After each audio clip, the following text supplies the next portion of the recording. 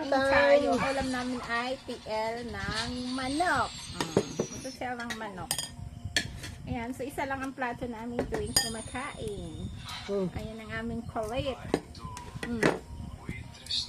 Kaya ba? Bakit ko lang? Bibindi! Tingkay.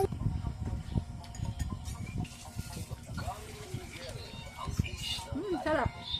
Sarap luto daddy. Sarap luto daddy na. Ikaw, ano ulam mo?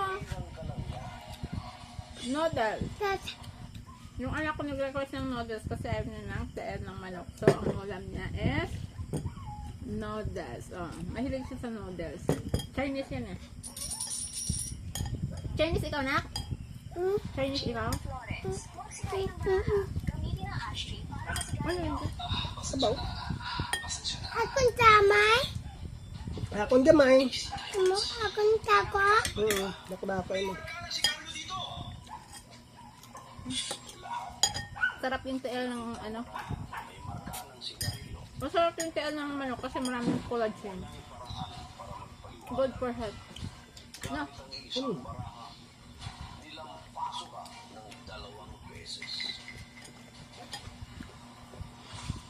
Damos pa yun.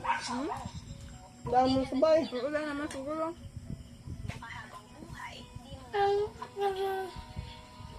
Dalay ka naman may busa. Gamit noodles? Gamit? Gamit ka noodles. Sabaw? Sarap! Yan na yan. Higop soup oh. Soup number 5. Noodles. Wow, sarap. Malamig lang eh. Ito mainit. Ito malamig. Ayoko na mainit. Ano malamig? Ha?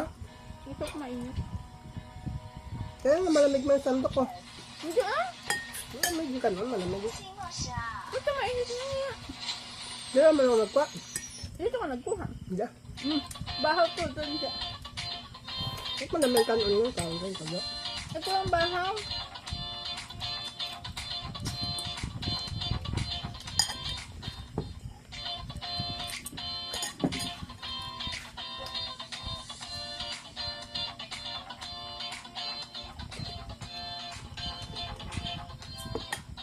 Paano ka kainak? Hindi ko? Isang wika?